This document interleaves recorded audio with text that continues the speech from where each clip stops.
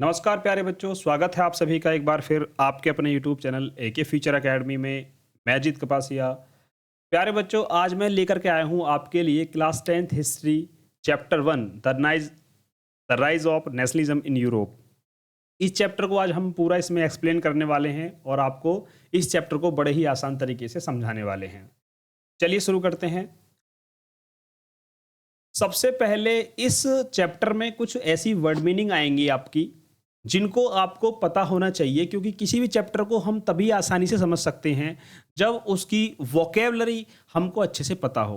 तो ये सारी वर्ड मीनिंग तो मैं यहाँ पर आपको नहीं सिखाने वाला हूँ। मैं केवल कुछ ऐसी वर्ड मीनिंग आपको सिखाने वाला हूँ कि अगर आपने इनको सीख लिया तो ये चैप्टर आपके लिए बहुत आसान हो जाएगा। जैसे यहाँ पर सबसे पहले आपको एक वर्ड जो दिया हुआ है, अगर आप इसको गौर करेंगे और देखेंगे कि एक वर्ड है अलायंस। अलायंस का मीनिंग होता है गठबंधन। अब गठबंधन का मतलब है कि दो पार्टी हो सकती हैं, दो देश हो सकते हैं जो आपस में मिल जाएं, चाहे उनकी सेना आपस में मिल जाए, चाहे उनके जो है विचार आपस में मिल जाएं, उसी को बोलते हैं अलायंस या गठबंधन। इंपेरियलिज्म का मतलब होता है साम्राज्यवाद। इसका मीनिंग ये होता है कि कोई ताकतवर देश अपने ताकत के दम पर किसी दूसरे देश के ऊपर कब्जा कर ले, कंट्रोल कर ले, अपने साम्राज्य को एक्सटेंड कर ले, अपने एम्पायर को एक्सटेंड कर ले, तो उसे बोलते हैं साम्राज्यवाद। यूनिफिकेशन का मतलब होता है एकीकरण, एक करना बिखरी हुई चीजों को, चाहे वो छोटी छोटी जगह हो, उन सभी को एक कर दिया जाए, छोटे छोटे राज्यों को बड़े राज्यों में मिला दिया जाए, उसे बोलते हैं एकीकरण। प्रोक्लेम्ड का मतलब होता है घोषित।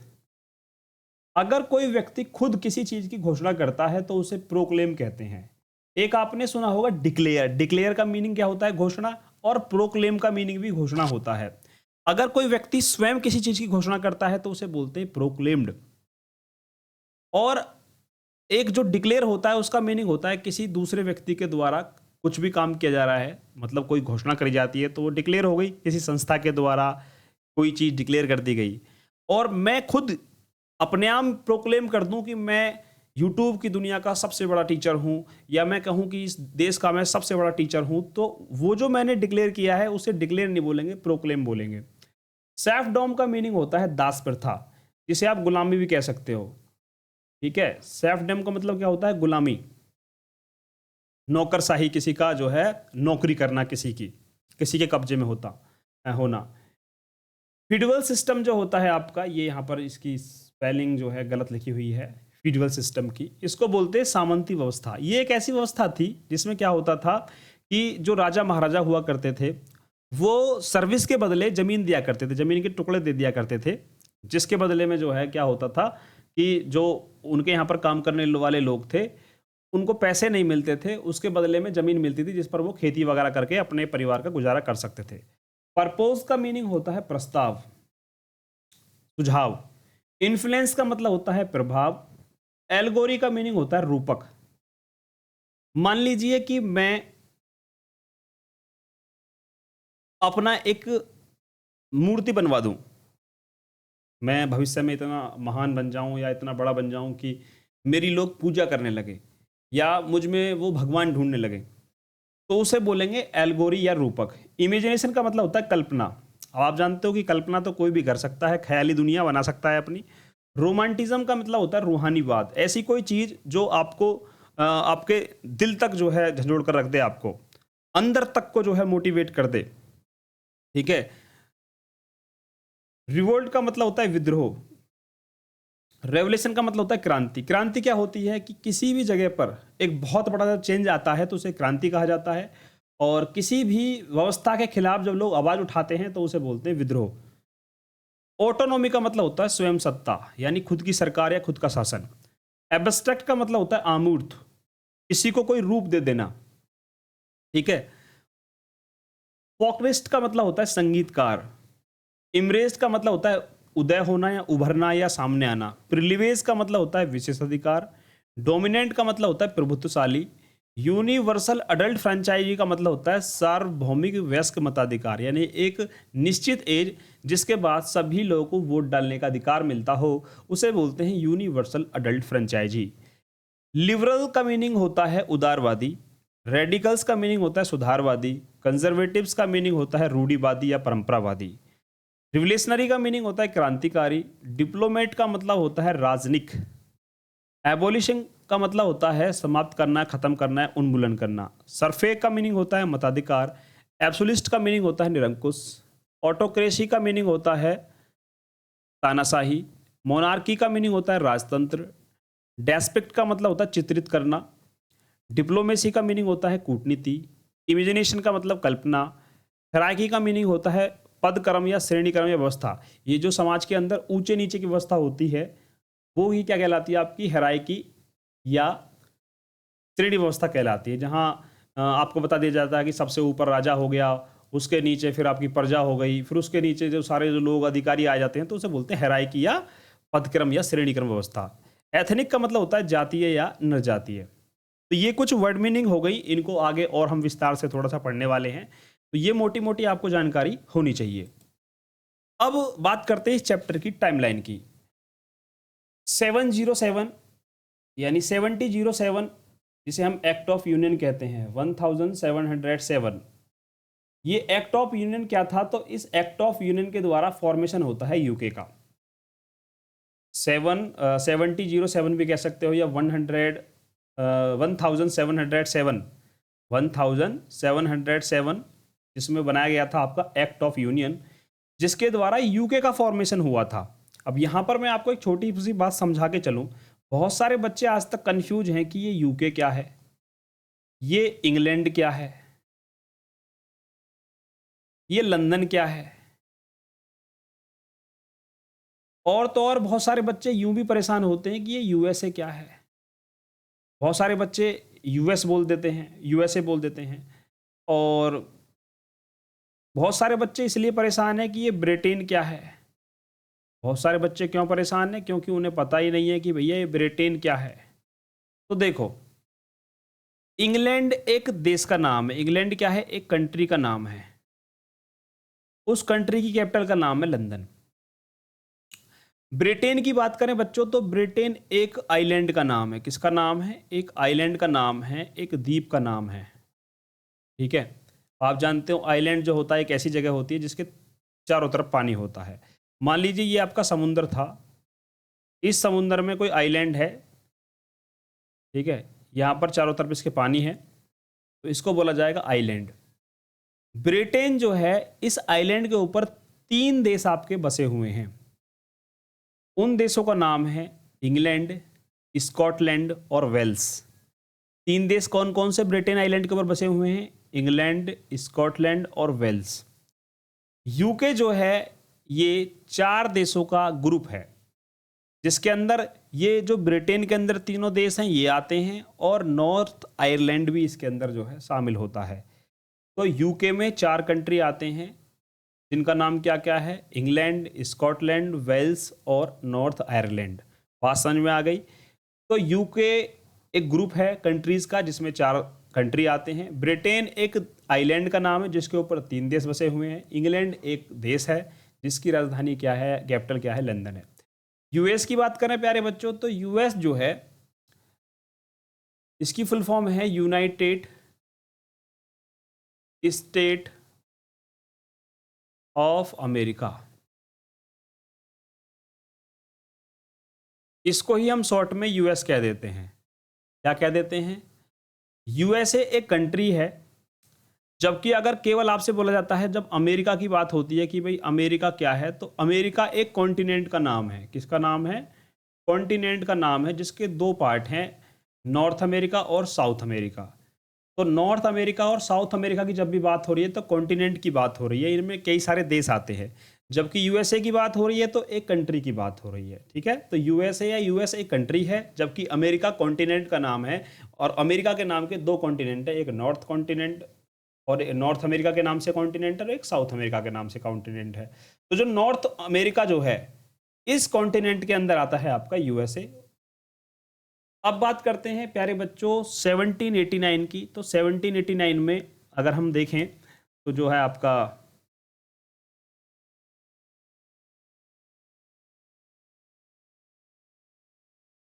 तो थोड़ा सा रफ कर लूँ पहले, ताकि आपको चीज़ें और अच्छे से समझाई जा सकें। ठीक है, तो इसको मैंने कर दिया है रफ। चलिए, 14 जुलाई 1789, ये 9th क्लास में अगर आपने पढ़ा होगा थोड़ा घना सा तो आपको पता होगा कि फ्रेंच की क्रांति हुई थी, फ्रेंच रेवोल्यूशन जो है वो कब हुई थी? 14 जुलाई 1789 को।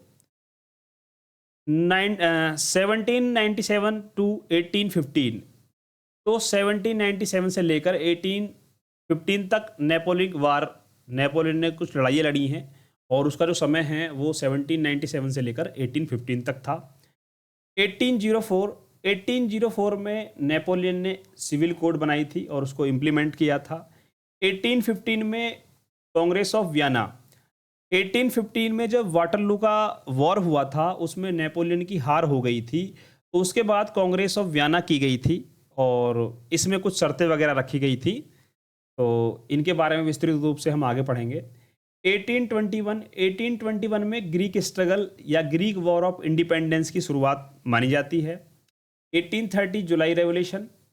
1831 में जो गैसिपी मेजनी था आपका, उसने यंग इटली एक सीक्रेट सोसाइटी बनाई थी, ठीक है। गैसिपी मेजनी ने क्या बनाया था? एक सीक्रेट सोसाइटी बनाई थी जिसका नाम था young Italy. 1832 treaty of Constantinople, जो कि ग्रीस इंडिपेंडेंस के नाम से जानी जाती है। अब ये कॉन्स्टेंटिनोपल जो है, ये जो प्रेजेंट में आपका तुर्की है, क्या है? प्रेजेंट में जो आपका तुर्की है उसकी राजधानी आपने सुनी होगी, इस्तांबुल के बारे में सुना होगा, एक शहर है इस्तांबुल, उसको ही पहले जो है कॉन्स्टेंटिनोपल कहा जाता था, ठीक है, कॉन्स्टेंटिनोपल कहा जाता था।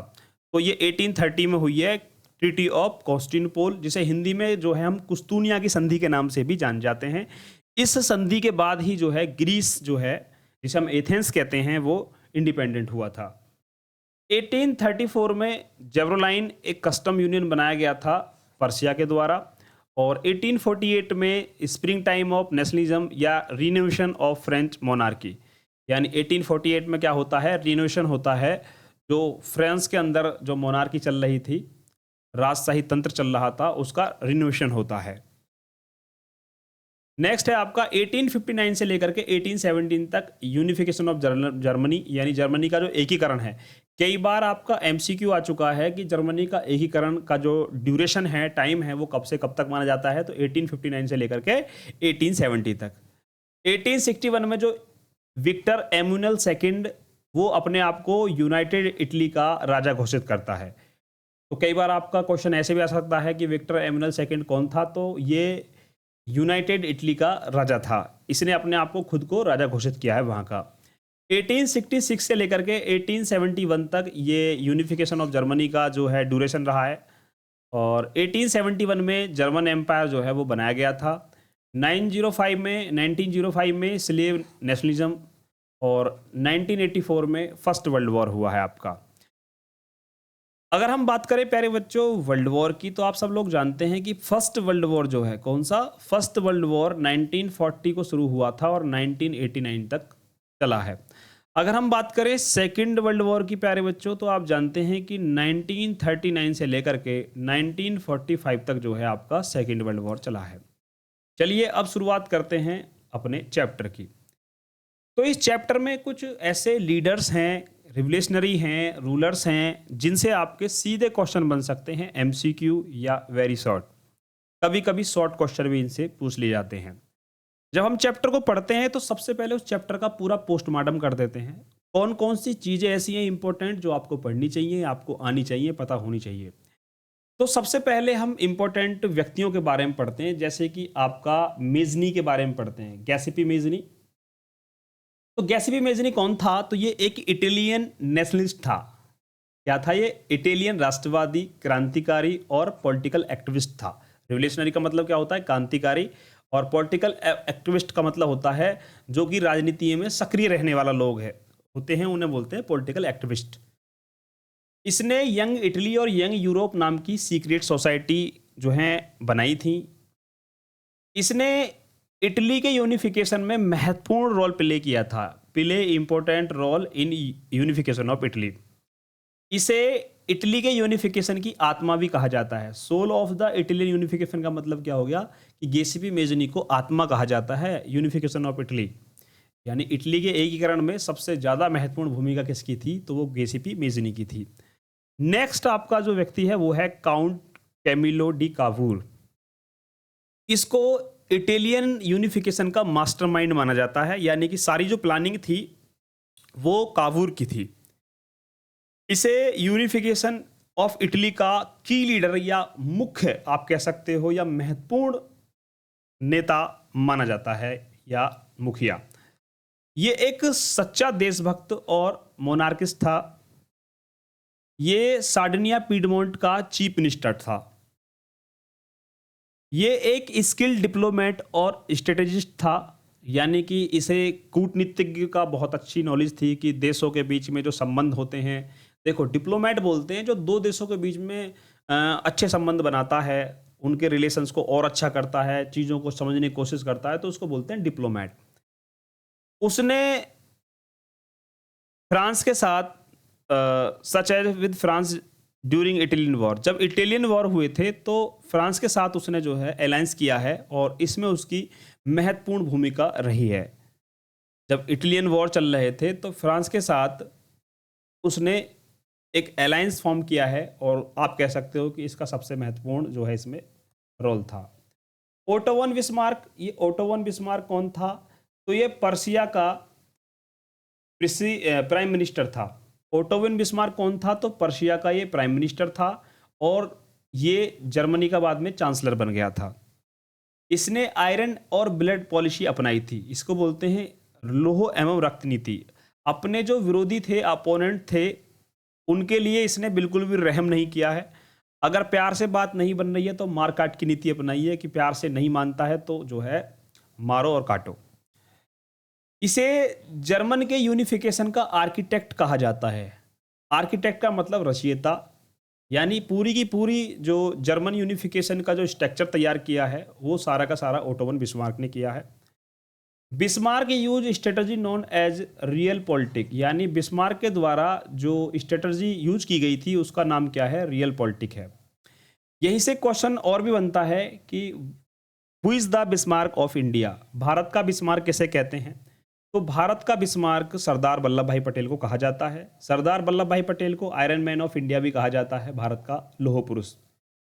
जिसका महत्वपूर्ण कारण यह है कि जिस तरह से ओटोमन बिस्मार्क ने जर्मनी का एकीकरण किया था, छोटे छोटे साम्राज्यों को एक किया था, उसी प्रकार भारत में जब भारत इंडिपेंडेंट हुआ था तो लगभग 565 प्रिंसली स्टेट थे इंडिया में, जिनको भारत में मिलाने में सरदार वल्लभ भाई पटेल ने महत्वपूर्ण रोल प्ले किया था। आगे देखते हैं ड्यूक मैटरनिक। ड्यूक मैटरनिक कौन था, तो ये ऑस्ट्रेलिया का चांसलर था। ये एक एंटी नेशनलिस्ट था, यानी कि जो राष्ट्रवादी लोग होते हैं उनका ये विरोध करने वाला था, और ये एक कंजर्वेटिव स्टेटमेंट था। कंजर्वेटिव आप जानते हो, कंजर्वेटिव बोलते हैं जो रूढ़िवादी परंपरावादी लोग होते हैं, तो ये पुरानी परंपराओं और रूढ़ियों को मानने वाला था और एक तरह से राजनेता था। स्टेटमेंट का मतलब होता है राजनेता, यानी ये हाई क्लास फैमिली जो होती हैं या आप कह सकते हो राजा महाराजा की फैमिली से जुड़ा हुआ था। जो वियना कांग्रेस हुई थी 1815 में, आपको पता है नेपोलियन बिस्मार्क, नेपोलियन की जब हार हो गई थी तो उसके ऊपर जितनी भी वो रूल्स रेगुलेशन थोपे गए थे, तो उसको डिजाइन करने वाला उसका जो आर्किटेक्ट था ये ड्यूक मैटरनिक था। ड्यूक मैटरनिक का एक बहुत ही फेमस कोट है, एक बात कही थी उसने कि when France sneeze all the Europe catch a cold, कि जब कभी फ्रांस छींकता है तो पूरे यूरोप को खांसी जुकाम हो जाते हैं। उसका कहने का मतलब था कि फ्रांस इतने ताकतवर है कि अगर फ्रांस को छींक भी आएगी ना तो पूरे यूरोप को खांसी जुकाम हो जाएगी। उसका मतलब क्या था कि फ्रांस एक इतना ताकतवर देश है कि अगर फ्रांस को छींक भी आएगी तो पूरे यूरोप को खांसी जुकाम हो जाएंगे। मेजनी, ड्यूक मैटरनिक ने मेजनी को सोशल ऑर्डर का सबसे बड़ा खतरा बताया था।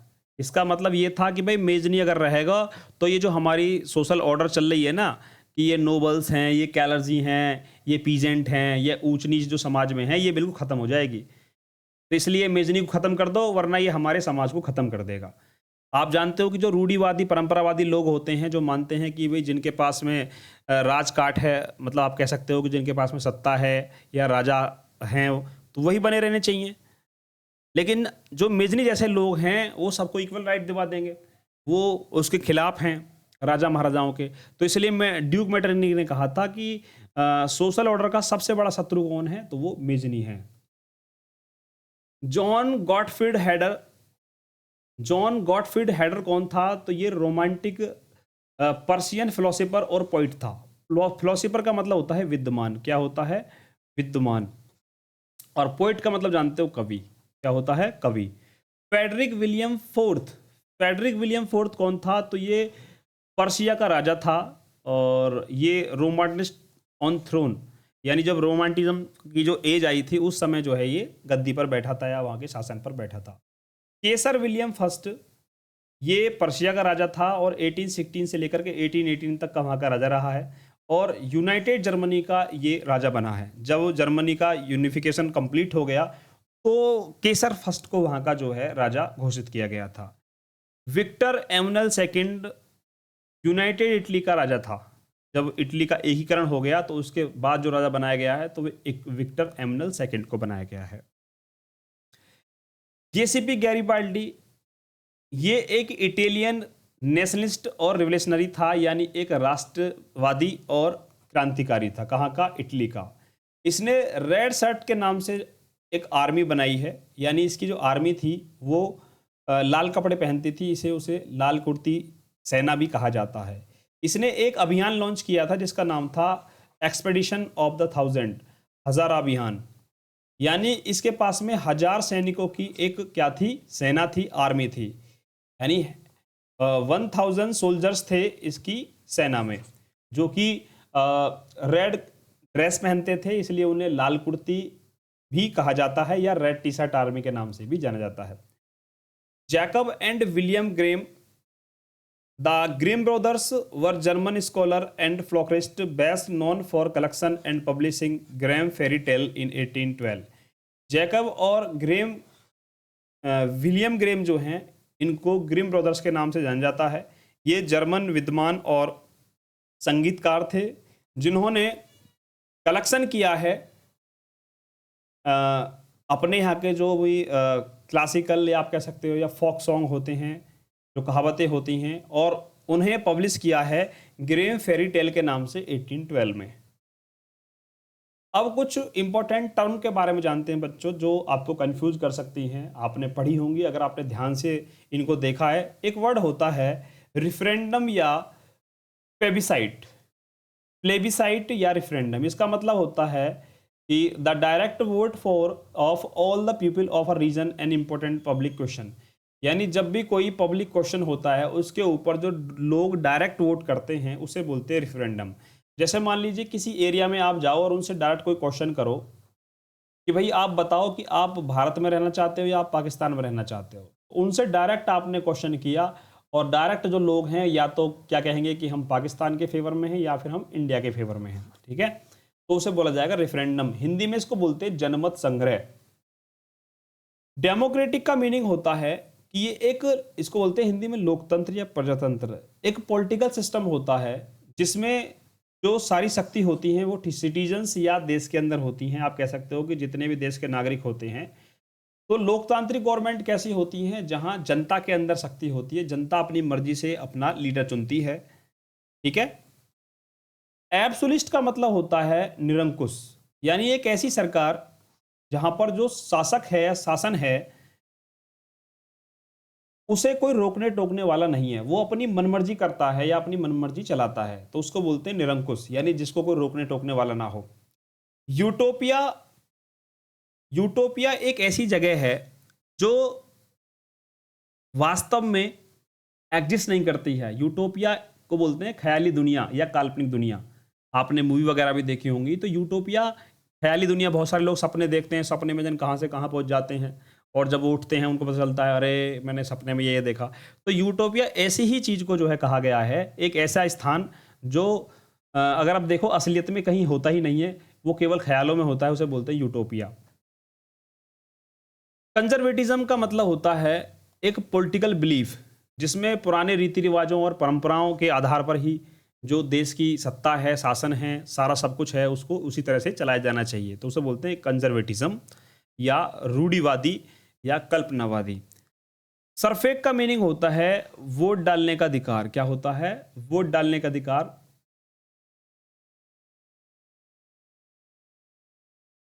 नेक्स्ट है आपका मॉडर्नाइजेशन। मॉडर्नाइजेशन का मतलब होता है आधुनिकरण।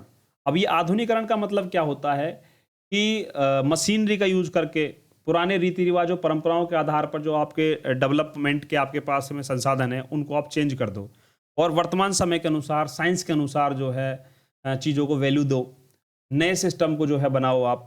ठीक है, पुराने रीति रिवाजों परंपराओं को छोड़ करके नए रीति रिवाजों परंपराओं को आप अपनाओ, नई नई नीतियां, नए नए रूल्स रेगुलेशन जो भी हैं, तो वो कहलाता है मॉडर्नाइजेशन या आधुनिकवाद।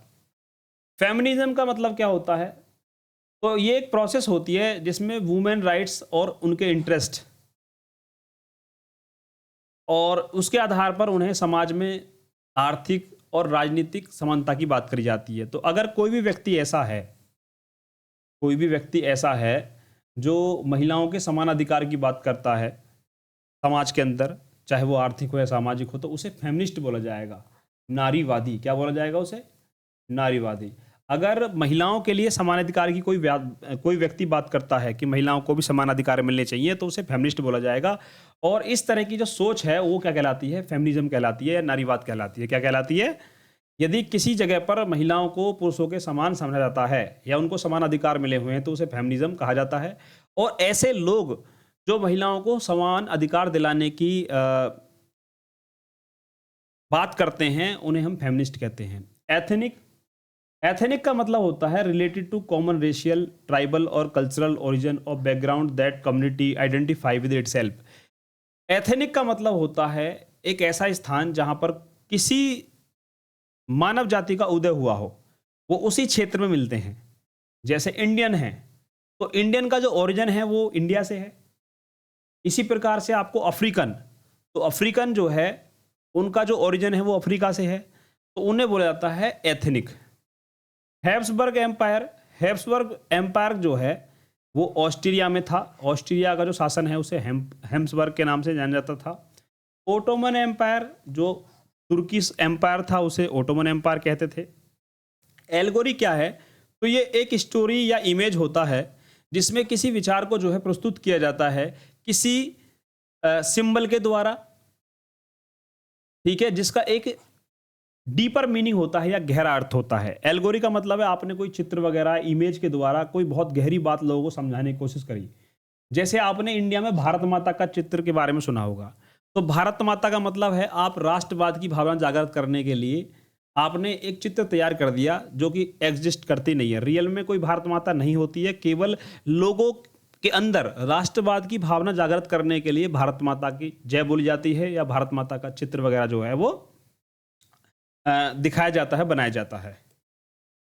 सेल्फडॉम का मतलब होता है दास प्रथा या गुलामी कह सकते हो आप, या गुलाम भी कह सकते हो। ये जो सिस्टम होता है इसमें किसानों से जबरदस्ती जो है काम कराया जाता है फेडरल लॉर्ड्स के द्वारा। अब ये फेडरल लॉर्ड कौन होते हैं? ये होते हैं जमींदार। कौन होते हैं? जमींदार या सामंत, ऐसे लोग जिनके पास में जमीन होती है और वो जबरदस्ती काम करवाते हैं किसानों से। उसके बदले वो उनको जो है थोड़ी घनी ज़मीन दे देते हैं अपनी, जिस पर वो खेती वगैरह कर सकें, और उस खेती के बदले में उन्हें उनसे कुछ चाहिए, उसके बदले में उनसे काम कराते हैं। गिल्ड सिस्टम क्या है? तो गिल्ड सिस्टम एक ऑर्गेनाइजेशन और एसोसिएशन था आर्टिस्ट और मर्चेंट का। गिल्ड सिस्टम का मतलब क्या था? संगठन। किसका? कलाकारों का या व्यापारियों का जो संगठन था उसे उस समय पर गिल्ड सिस्टम कहा जाता था।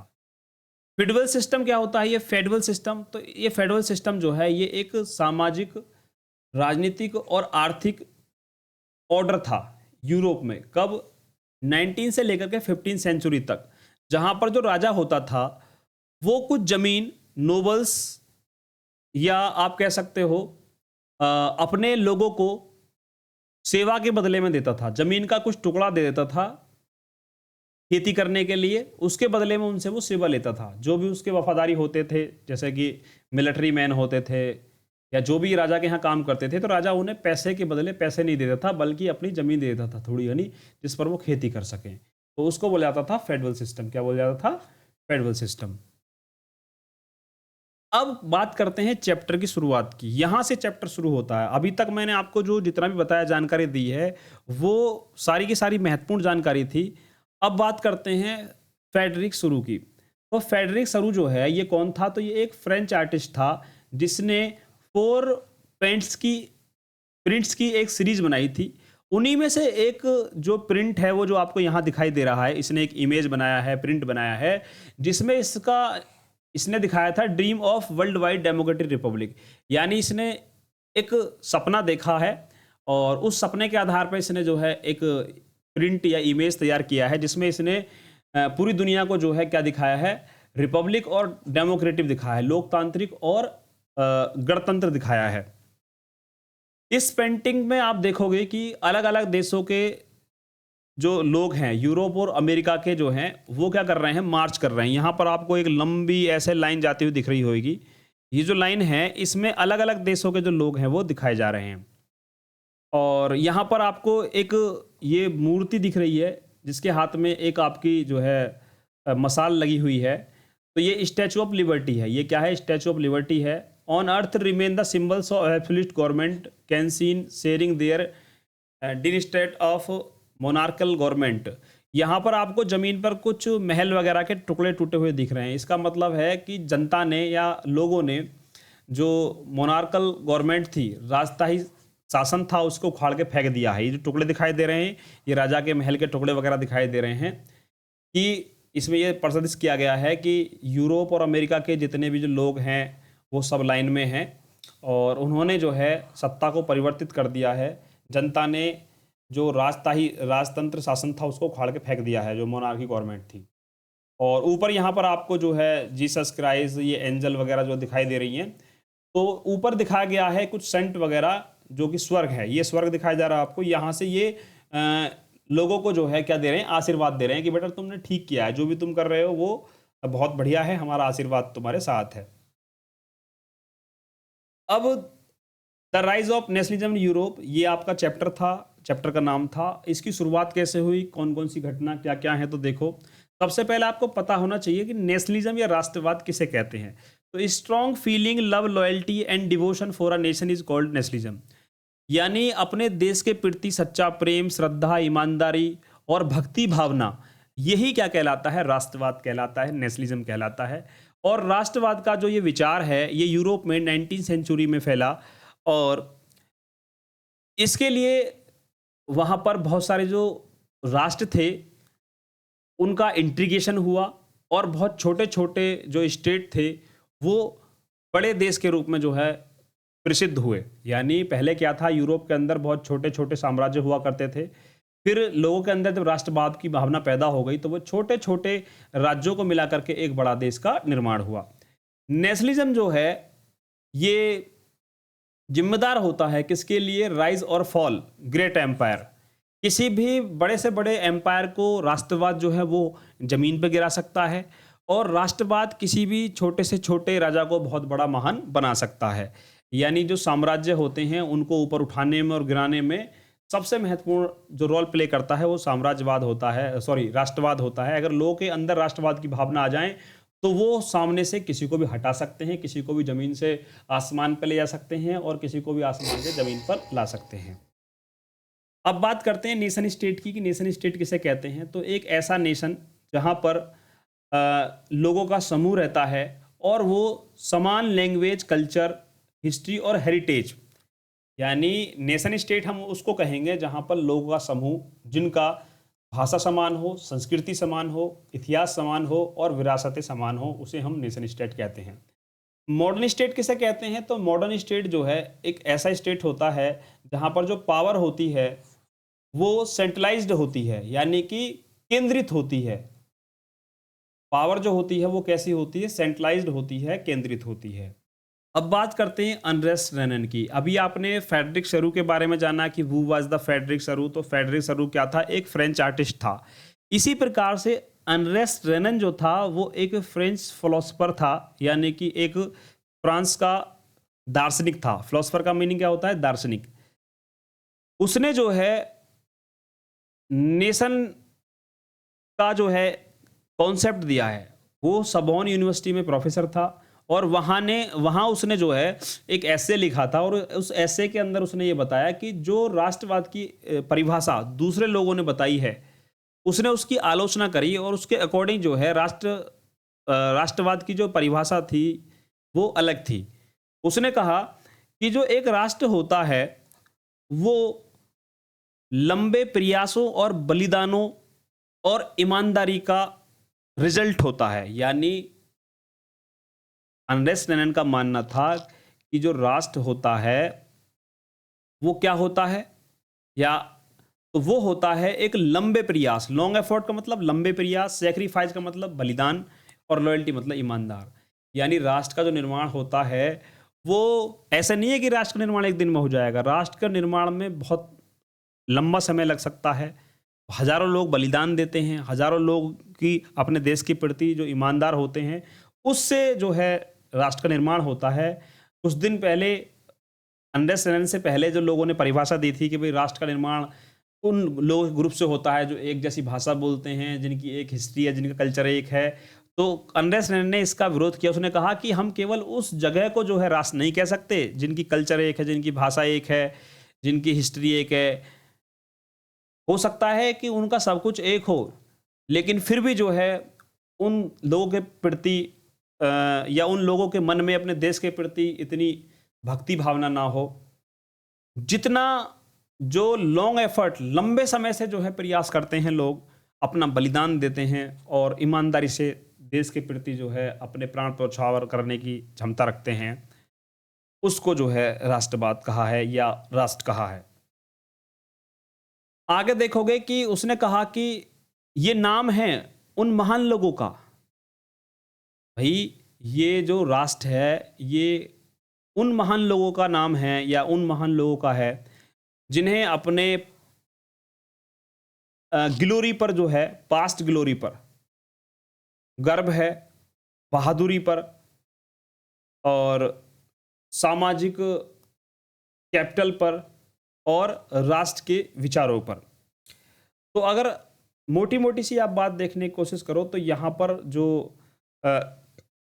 अदर लोग थे जिन्होंने राष्ट्र या नेशनलिज्म की परिभाषा दी है, उसको बिल्कुल ही जो है क्रिटिसाइज कर दिया है किसने? अनरेस्ट लेनिन ने। उसने माना है कि राष्ट्र जो होता है वो लंबे प्रयासों, ईमानदारी और बलिदान का प्रतीक होता है। राष्ट्र का निर्माण केवल एक भाषा बोलने, एक क्षेत्र विशेष में रहने, एक कल्चर होने से नहीं होता है।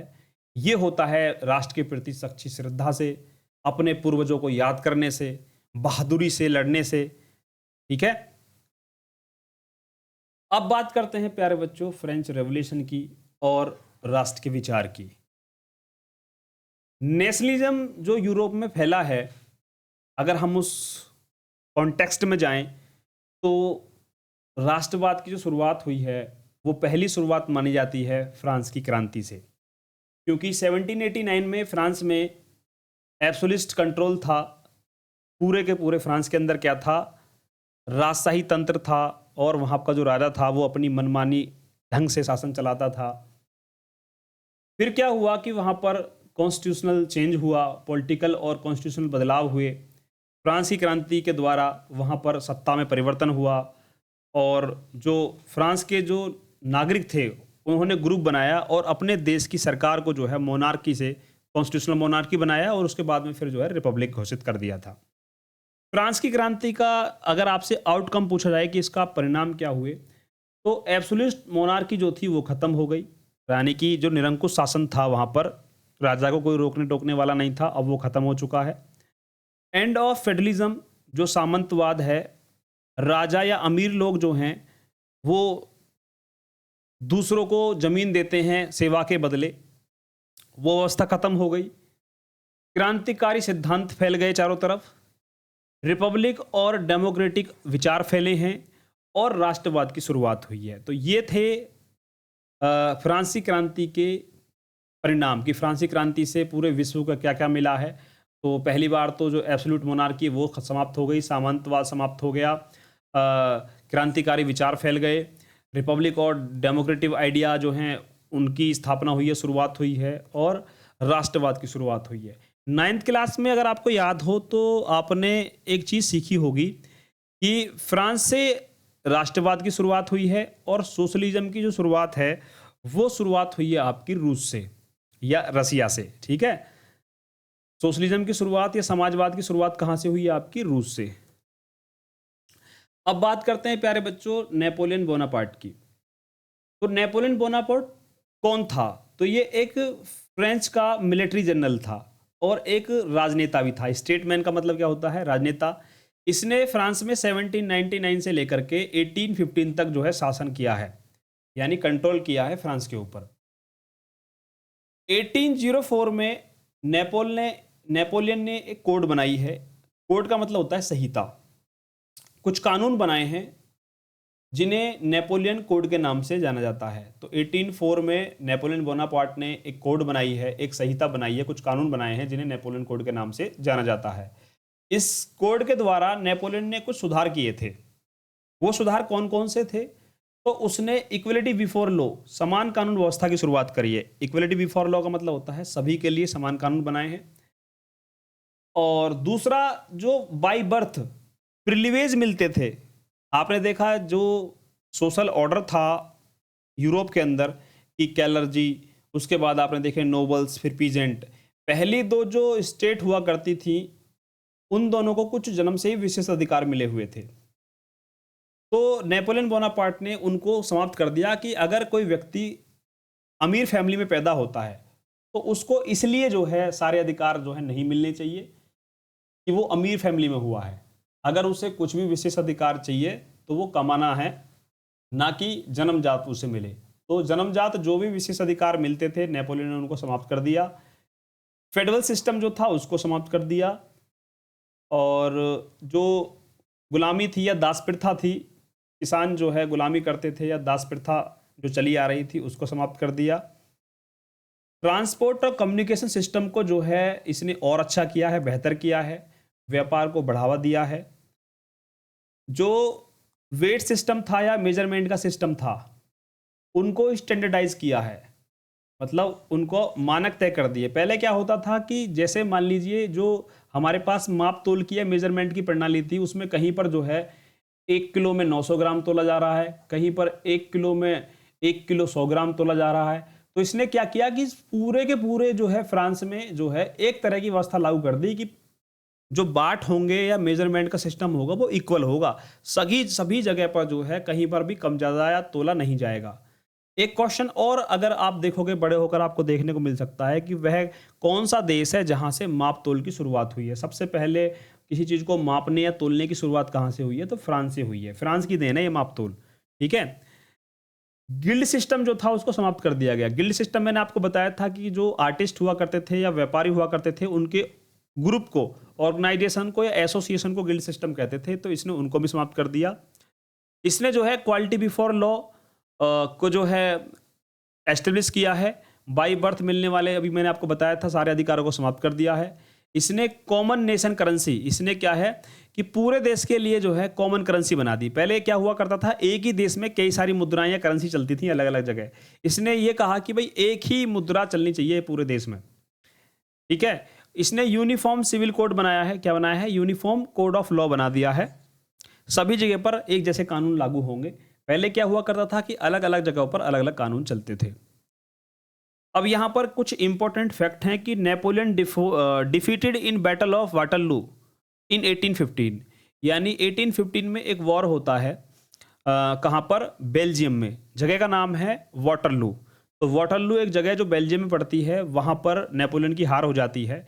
और इसकी हार का कारण क्या था कि एक तरफ तो फ्रांस की तरफ से नेपोलियन लड़ रहा है, जबकि दूसरी तरफ से उसको हराने के लिए यूके, ऑस्ट्रिया, पर्शिया और रसिया, ये अलायंस, ये चार जो अलग अलग बड़े बड़ी महाशक्तियां हैं, ये एक तरफ हैं, एक तरफ है फ्रांस।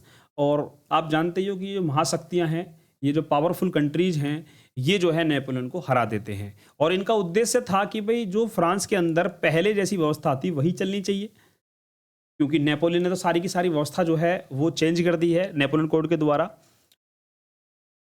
अब बात करते हैं the aristocracy and new middle class. Aristocracy का मतलब होता है अभिजात वर्ग। क्या होता है? अभिजात वर्ग। अभिजात वर्ग का मतलब होता है जो मिडिल क्लास होती है, उस मिडिल क्लास में भी क्या होता है, कुछ लोग ऐसे होते हैं जो आगे निकल जाते हैं, खाना कमाने में काफ़ी बढ़िया तरक्की कर जाते हैं, नौकरी पेशा करने लगते हैं, यानी कि निचले तबके से उठ करके आगे पहुंच जाते हैं कमाई के संसाधन के द्वारा या कैसे भी, तो उन्हें बोला जाता है एस्टोक्रेसी या मिडिल क्लास। स्पेशली अगर आप देखोगे ये सोशली और पॉलिटिकली जो ही ऐसे लोग थे जिनके पास में क्या थी, अपनी ज़मीन थी, भले ही छोटी थी, लेकिन ये क्या था, एक डोमिनेंट क्लास या ग्रुप था कॉन्टिनेंट के ऊपर। ये ऐसे लोग थे जिनके पास में खुद की संपत्ति हुआ करती थी, मकान वगैरह हुआ करते थे टाउन वगैरह में, और या देहात क्षेत्र में, कंट्री साइड के अंदर। यानी एस्टोक्रेसी या न्यू मिडिल क्लास का मतलब है ऐसे लोग जिनके पास में खुद की संपत्ति थी, अपने घर थे। ये जो मेंबर थे ये अलग अलग क्षेत्रों में जो है कैसे थे, डिवाइड थे। ये अपने स्टेट का जो है खुद जो है देखभाल करते थे कंट्री साइड में, और इनके खुद के मकान या घर वगैरह हुआ करते थे। और ये जो इनकी जो फैमिली थी वो शादी ब्याह जैसे संबंधों तो के साथ एक दूसरे से जुड़ी हुई थी। यानी इनकी जो फैमिली वगैरह हुआ करते थे, परिवार जो थे, वो एक दूसरे के साथ शादी वगैरह के जो रिश्ते होते हैं, आप कह सकते हो कि कनेक्शन होते हैं, उनके द्वारा ये जुड़े हुए थे। लिबरल्स नेशनलिज्म, उदारवादियों का राष्ट्रवाद, यानी उदारवादियों का जो है क्या मानना था राष्ट्रवाद को लेकर। तो सबसे पहले लिबरल्स के बारे में जानते हैं, लिबरल्स कौन है। तो लिबरल्स ऐसे इंडिविजुअल या ग्रुप थे जो पॉलिटिकल और मॉरल फिलॉसफी की बात करते थे, जो किसके ऊपर बेस्ड थी, व्यक्तिगत अधिकारों के ऊपर बेस्ड थी, जो कि स्वतंत्रता, समानता, या आप कह सकते हो समान कानून व्यवस्था, ठीक है, और कॉन्सेंट ऑफ द गवर्नमेंट, इसके ऊपर आधारित थी। ये ऐसे लोग थे जो मानते थे कि सभी लोगों को जो है स्वतंत्रता होनी चाहिए, और सभी धर्मों को जो है स्वतंत्र रूप से देखा जाना चाहिए। ऐसा नहीं है कि किसी एक धर्म को ज़्यादा बढ़ावा दिया जाए, यानी एक टॉलरेंस की नीति अपनाते थे, ऐसा कह सकते हो आप। लिबरलिज्म या आप कह सकते हो उदारवादी क्या है, तो it is a political philosophy. ये एक राजनीतिक दर्शन है जो कि किससे संबंधित है, स्वतंत्रता और अ, बदलाव और विकास, इससे संबंधित है। न्यू मिडिल क्लास के जो लोग थे, जिनमें कुछ उद्योगपति, बिजनेसमैन और व्यवसायिक, वो जो है इक्विलिटी के लिए खड़े हो गए, और उन्होंने इस बात पे जोर दिया कि जो गवर्नमेंट होनी चाहिए वो रिप्रेजेंटेटिव गवर्नमेंट होनी चाहिए, यानी लोगों के द्वारा चुनी हुई, या लोगों के प्रतिनिधि उसमें होने चाहिए, ना कि पीढ़ी दर पीढ़ी राजा महाराजा परिवार के होने चाहिए। पॉलिटिकल लिबरलिज्म का मतलब था कि ये यूनिवर्सल अडल्ट फ्रेंचाइजी के लिए बात करता था, प्रोटेक्शन ऑफ प्राइवेट प्रॉपर्टी, और ये एस्टोक्रेसी के जो है क्या था, ऑटोक्रेसी, तानाशाही के खिलाफ था। पॉलिटिकल लिबरलिज्म की बात करें कि ये क्या था, तो ये कहता था कि सभी को जो है मतलब वोट डालने का अधिकार मिलना चाहिए, प्रोटेक्शन होना चाहिए प्राइवेट प्रॉपर्टी का। और इकोनॉमिक लिबरलिज्म की बात करें तो ये मार्केटियों को, जो मार्केट या बाजार होते हैं उनकी स्वतंत्रता होनी चाहिए, फेडरल सिस्टम समाप्त होना चाहिए, और फ्री मूवमेंट और गुड्स, कैपिटल और पीपल, यानी लोगों का और मुद्रा का जो है आना जाना, घूमना फिरना फ्री होना चाहिए। अगर लोग जो है व्यापार करने के लिए एक स्थान से दूसरे स्थान पर जाते हैं तो उनको टैक्स वैक्स नहीं देना चाहिए या उनसे नहीं लेना चाहिए। जेल्वोराइन क्या है, तो जेल्वोराइन एक फ्री कस्टम यूनियन था, जो इसलिए बनाया गया था पर्शिया के अंदर, ताकि जो है जो जर्मनी स्टेट हैं, पहले क्या होता था कि जब कोई ट्रेड वगैरह होता है तो जगह जगह पर टैक्स लिए जाते थे, जगह जगह पर बहुत सारी मुद्राएं होती थी, अलग अलग करेंसी वो चेंज करनी पड़ती थी, लगभग 32 से 34 मुद्राएं जो हैं वो थी, अलग अलग चलती थी। तो जेल्वराइन एक कस्टम यूनियन बनाया गया कि भाई जगह जगह टैक्स ना लेकर के एक जगह पर टैक्स जो है वो लिया जाएगा पूरे देश के अंदर, और जितनी भी सारी बहुत सारी करेंसी हैं उनको समाप्त कर कर एक करेंसी जो है बना दी जाए। ये आपके लिबरल्स, रेडिकल्स, रिवोल्यूशनरी और कंजर्वेटिव्स हैं। इनको मैं आपको थोड़ा सा समझा देता हूँ। लिबरल्स का मतलब होता है प्यारे बच्चों उदारवादी। क्या होता है? उदारवादी। रेडिकल्स का मतलब होता है प्यारे बच्चों क्या बोलते हैं, रेडिकल्स का मतलब होता है आपका सुधारवादी। क्या होता है? सुधारवादी। और रिवोल्यूशनरी का मतलब होता है क्रांतिकारी। कंजर्वेटिव्स का मतलब होता है प्यारे बच्चों रूढ़िवादी या परंपरावादी। अब देखो, उदारवादी लोग ऐसे लोग हैं जो मानते हैं कि समाज के अंदर सभी धर्मों को जो है समानाधिकार मिलने चाहिए, सभी व्यक्तियों को समान अधिकार मिलने चाहिए। गवर्नमेंट जो हो वो कैसी हो, वो रिप्रेजेंटेटिव गवर्नमेंट होनी चाहिए, यानी मोनार्की या ऑटोक्रेसी जो है ये नहीं होनी चाहिए, और डेमोक्रेटिव गवर्नमेंट होनी चाहिए। ठीक है। हालांकि ये जो है इन्होंने जो वोटिंग राइट है वो जो है लिमिटेड रहने की बात करी है, कि वोटिंग राइट केवल उन लोगों को मिलना चाहिए जिनके पास संपत्ति है, प्रॉपर्टी है, सभी को वोटिंग राइट नहीं मिलना चाहिए। हालांकि वोटिंग राइट होना चाहिए। गवर्नमेंट जो बने वो कैसी हो, वो इलेक्ट गवर्नमेंट हो, परंतु वोटिंग राइट जो है वो केवल किसके पास हो, ऐसे लोगों के पास होना चाहिए जिनके पास जमीन हो, और प्राइवेट प्रॉपर्टी का भी लोगों को अधिकार होना चाहिए।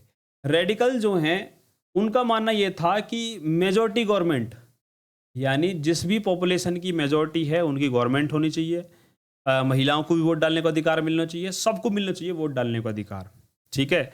और जो भी प्रिविलेज मिली हुई हैं किसी को भी, वो सारी कैसी होनी चाहिए, समाप्त होनी चाहिए। चाहे कोई जमींदार है, चाहे कोई राजा है, कोई भी है, किसी को कोई जो है प्रिविलेज या छूट नहीं मिलनी चाहिए।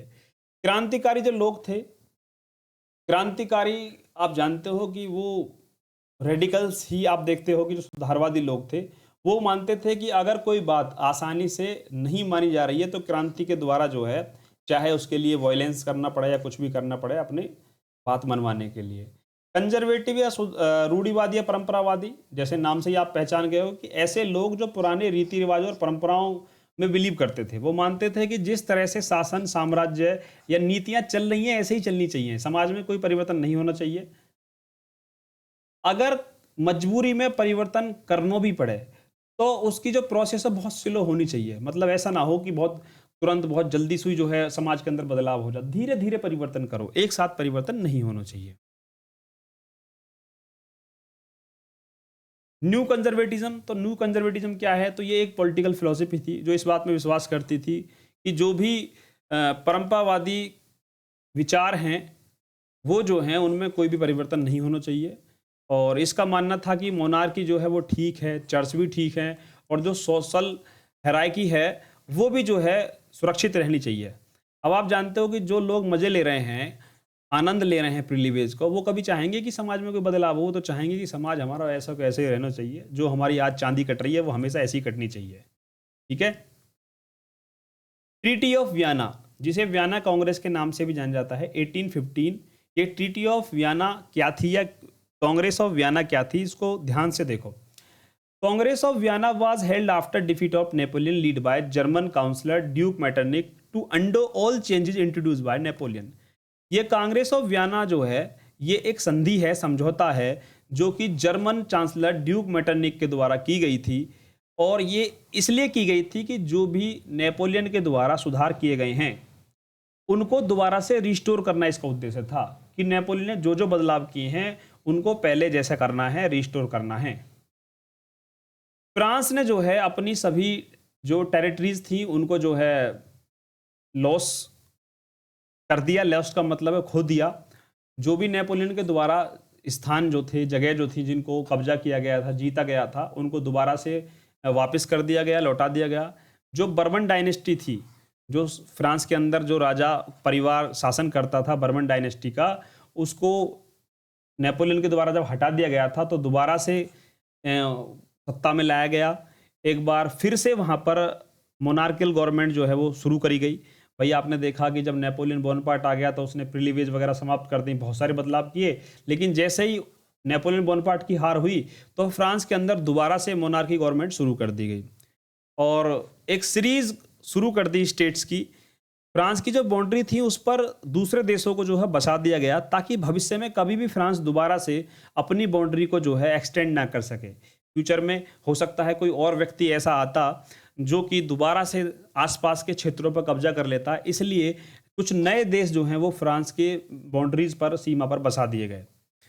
परंतु जो जर्मन कॉन्फेडरेशन था, 39 स्टेट जो है वो बनाए गए थे जर्मन कॉन्फेडरेशन के तहत नेपोलियन के द्वारा, इसमें इन्होंने कोई परिवर्तन नहीं किया। ठीक है, तो ये कभी भी आपको ट्रीटी ऑफ वियना के बारे में लिखने को आता है तो आप बता सकते हो कि सारे जो परिवर्तन नेपोलियन ने किए थे उनको दोबारा से रिस्टोर कर दिया गया था। इसका उद्देश्य भी यही था। बस जर्मन कॉन्फेडरेशन में जो 39 स्टेट्स बनाए गए थे उनको किसी ने नहीं छुआ, वो जैसे बनाए थे वो ऐसे के ऐसे ही रह गए। रोमांटिज्म क्या होता है? इसको बोलते हैं रूहानीवाद। तो रोमांटिज्म एक कल्चरल मूवमेंट था जो इसलिए चलाया गया था ताकि लोगों के अंदर एक कलेक्टिव हेरिटेज और एक कॉमन कल्चर जो उनके पास्ट में था, उसके आधार पर नेशन की जो विचारधारा है वो लोगों के अंदर प्रकट की जाए। आप जानते हो कि रोमांटिज्म कैसे कि एक अलग तरह का जो है आंदोलन चलाया गया ताकि लोगों के अंदर, उनके मन में राष्ट्रवाद की भावना जागृत करी जा सके। और इसके लिए क्या किया जाएगा कि कुछ राष्ट्रवादी ऐसे लोग हैं जो अपने म्यूजिक के द्वारा, भाषा के द्वारा, नाटक के द्वारा लोगों को जगाने का काम करते हैं या उनके अंदर राष्ट्र भावना जगाने की कोशिश करते हैं।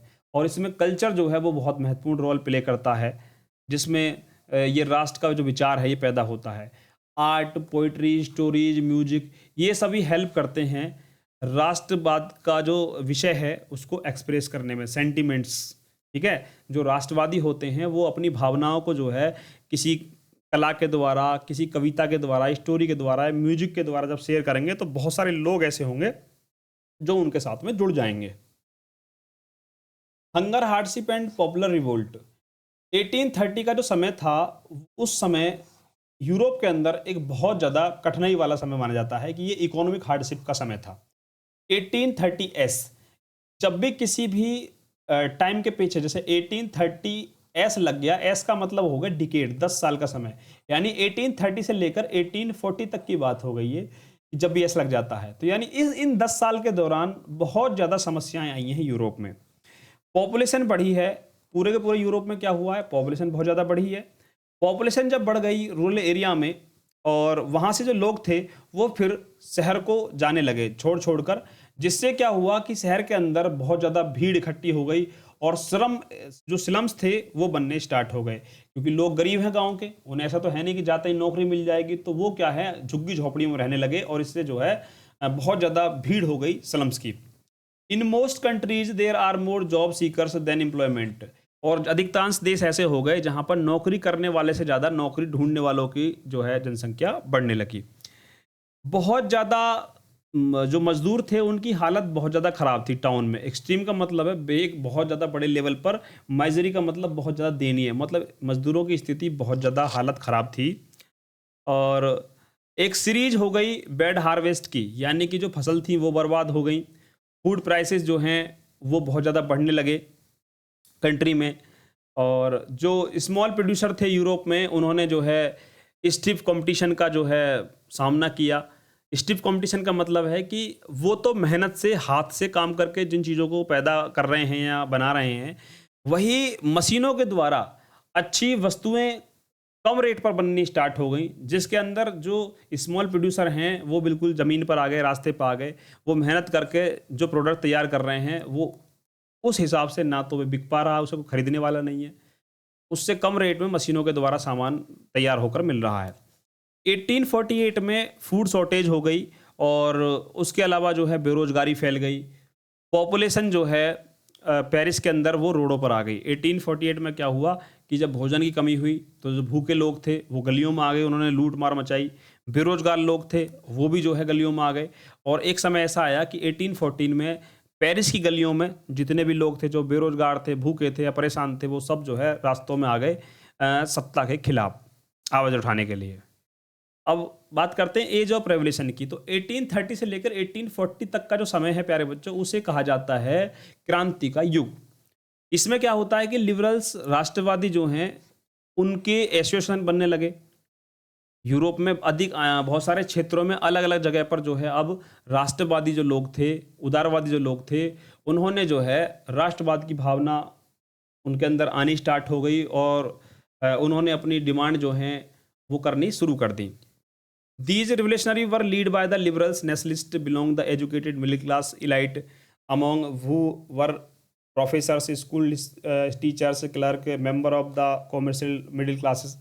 ये जो क्रांतिकारी थे इनको लीड किया गया लिबरल्स राष्ट्रवादियों के द्वारा, एजुकेटेड मिडिल क्लास लोगों के द्वारा, और या प्रोफेसर हुआ थे या स्कूल टीचर, क्लर्क, या फिर किसी कॉमर्शियल मिडिल क्लास के जो मेंबर होते थे उनके द्वारा इनको लीड किया गया। ये जो क्रांतिकारी हैं जो अभियान चला रहे हैं, तो इनको अभियान चलाने वाले जो लोग हैं, इनको लीड करने वाले जो लोग हैं, हम उनकी बात कर रहे हैं। इसके की फीचर्स क्या थे? तो romanticism, nationalism, economic hardship, spread of liberals idea.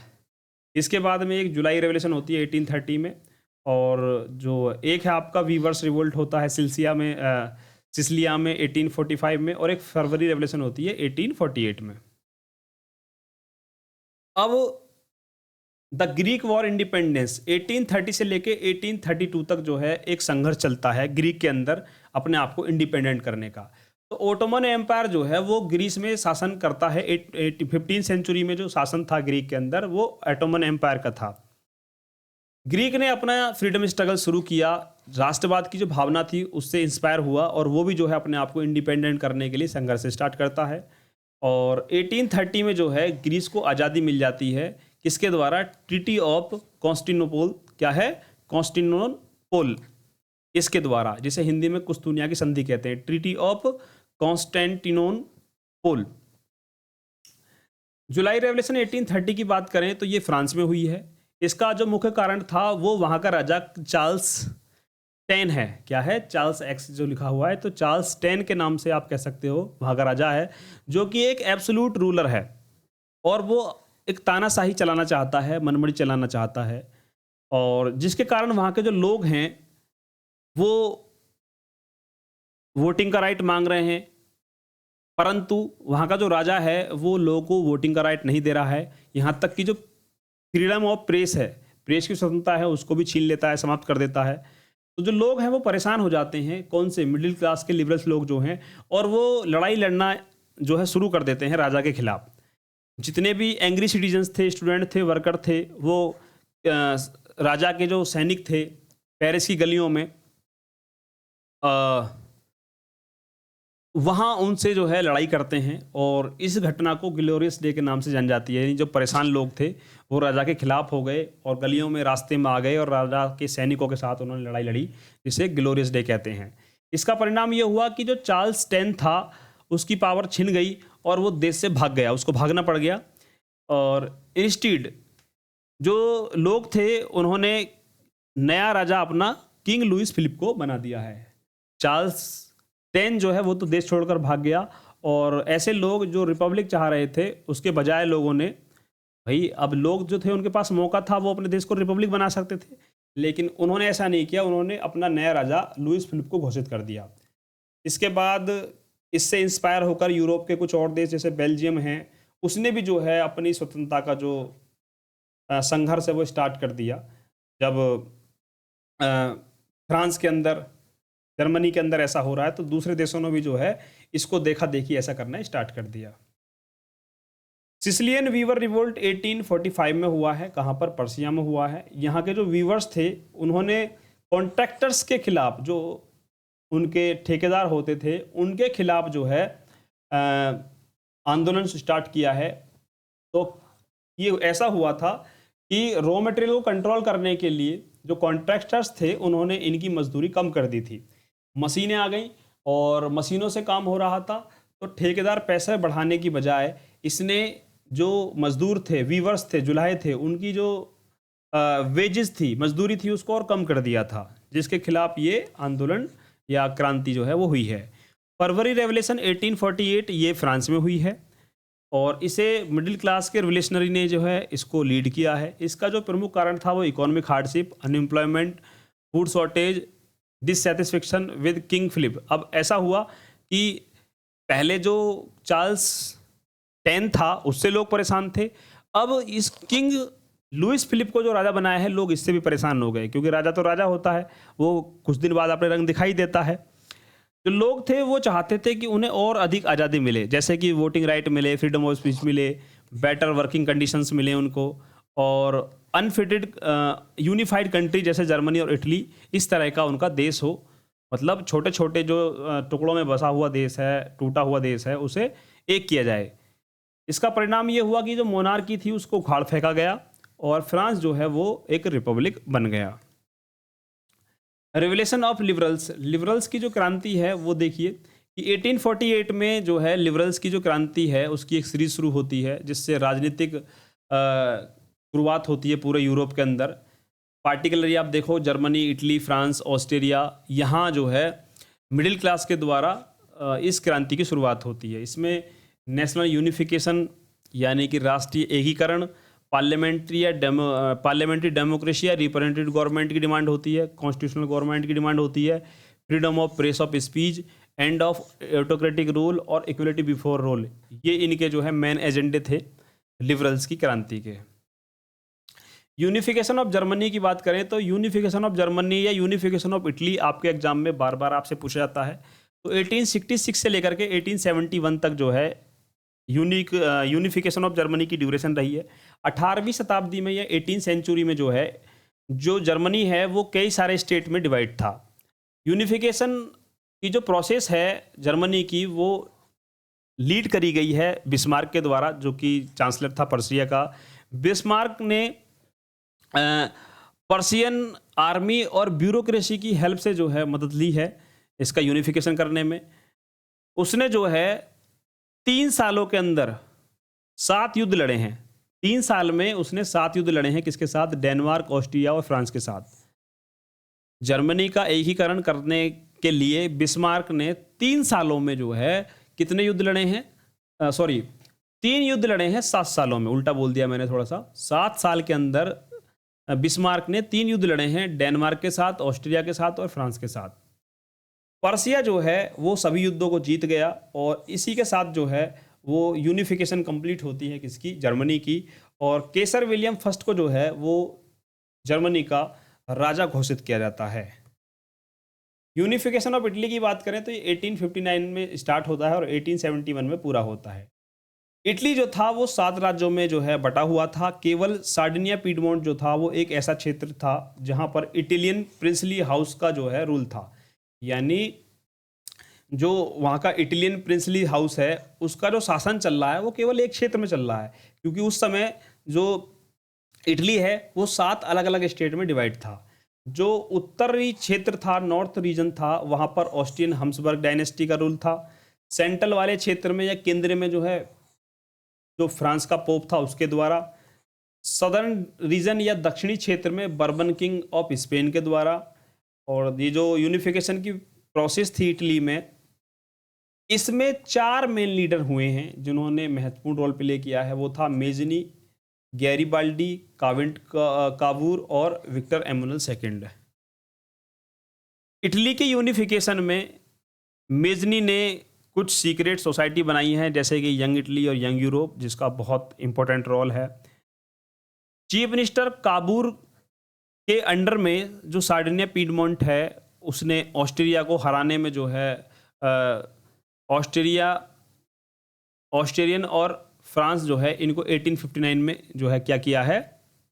हराया है। गैरीबाल्डी जो है उसने अपने आर्मी वॉल्टिनियन के साथ, जिन्हें रेड टी शर्ट के नाम से जाना जाता है, बर्बन किंग ऑफ स्पेन को हराया है। और 1861 में विक्टर एमुनल सेकंड जो है वो इटली का यानी कि यूनिफाइड इटली का राजा घोषित हो जाता है। स्ट्रेंज केस ऑफ ब्रिटेन देखते हैं। तो जो ब्रिटेन है, मैंने आपको बताया था कि ब्रिटेन जो एक नेशन बना है वो अचानक किसी क्रांति का जो है परिणाम नहीं था। ऐसा नहीं था कि जो ब्रिटेन बना है वो ऐसे ही यूं ही बन गया है। उसमें क्या हुआ कि वो एक लंबे प्रक्रिया का परिणाम था। और इसमें जो महत्वपूर्ण रोल था वो था एथनिक ग्रुप्स का और कल्चरल आइडेंटिटी का। जितने भी यहाँ पर एथनिक ग्रुप्स थे उनका खुद का अपना कल्चर था और पॉलिटिकल ट्रेडिशंस थे। एक्ट ऑफ यूनियन 1707 जो होता है किसके के बीच में? इंग्लैंड और स्कॉटलैंड के बाद। यानी कि इंग्लैंड और स्कॉटलैंड के बीच में एक्ट ऑफ यूनियन 1707 होता है, जिसका परिणाम क्या होता है कि formation of United kingdom of great Britain. Great Britain में जो है यूनाइटेड किंगडम का फॉर्मेशन हो जाता है। Visualising the nation. अब विजुलाइजिंग द नेशन का मतलब है कि भाई जो आर्टिस्ट थे 18वीं और 19वीं शताब्दी में, 18 और 19 सेंचुरी में, उन्होंने एक अलग रास्ता निकाला अपने नेशन को पर्सोनिफाई करने का। उन्होंने जो है पोर्ट्रेट करना स्टार्ट कर दिया फीमेल फिगर्स को। उसने जो है क्या है कि देश को जो है फीमेल फिगर के रूप में जो है प्रदर्शित करना स्टार्ट किया। The female form of was chosen personify the nation did not stand for a particular woman in real life. ये जिन महिलाओं के इन्होंने जो है इमेज बनाए थे देश की प्रतिमा के रूप में, इन्होंने जो है देश की प्रतिमा को महिला के रूप दे दिया, परंतु ये रियल लाइफ में ये जो महिला थी ये कहीं भी एग्जिस्ट नहीं करती थी। ऐसा नहीं था कि ये कोई स्पेसिफिक कोई महिला हो जिसका ये फोटो है, ये रैंडमली बना दी इन्होंने यूं ही। और ये जो फैमिली फिगर थे ये एल्गोरी बन गई राष्ट्र की, यानी राष्ट्र की प्रतिमा के रूप में जो है ये बन गई। These female allegory personified nation and help people emotionally connected. अब इन्होंने क्या काम किया कि ये जब देश की प्रतिमा के रूप में, रूपक के रूप में जो है घोषित कर दी गई, तो इससे क्या हुआ, लोगों के अंदर इमोशनली जो है उन्हें देश से कनेक्ट किया गया। जो राष्ट्र का विचार था वो उनके अंदर जो है उत्पन्न हुआ। कुछ लोगों के अंदर जो है राष्ट्र के प्रति जो है हीरोइक जो भावना होती है आत्म बलिदान की, वो पैदा होने लग गई। मरने मिटने के लिए लोग तैयार हो गए। तो कुछ ये यहाँ पर एल्गोरी बताई गई है कि जैसे मारियान जो है ये फ्रांस से संबंधित है, जर्मेनिया जर्मनी से, और ब्रिटेनिया ब्रिटेन से। चलिए इनके बारे में पढ़ लेते हैं। तो एल्गोरी क्या होती है कि जब किसी विचार को किसी पर्सन के द्वारा, किसी वस्तु के द्वारा प्रस्तुत किया जाता है, किसी विचार को जब किसी इमेज, फोटो या पर्सन के द्वारा या कहानी के द्वारा प्रस्तुत किया जाता है तो उसे एल्गोरी कहते हैं। जैसे यहाँ पर आपको मारियान दिख रही है कि यहाँ पर एक महिला को दिखाया गया है जो कि पेरिगियन कैप ओढ़े हुए है और लिबर्टी और रीजन को जो है प्रदर्शित करती है। यहाँ पर आपने देखा है कि इसके हाथ में एक स्टिक है जिसके ऊपर एक कैप है। तो ये मारियान जो है ये एक महिला है जिसे एल्गोरी बताया गया है कहाँ की, तो ये फ्रांस की एल्गोरी है। यहाँ पर जर्मेनिया जो है जिसने एक ओक के लीव जो हैं, यहाँ पर आपको दिख रहा है एक ताज पहन रखा है इसने और हाथ में एक तलवार ले रखी है और जर्मन फ्लैग ले रखा है।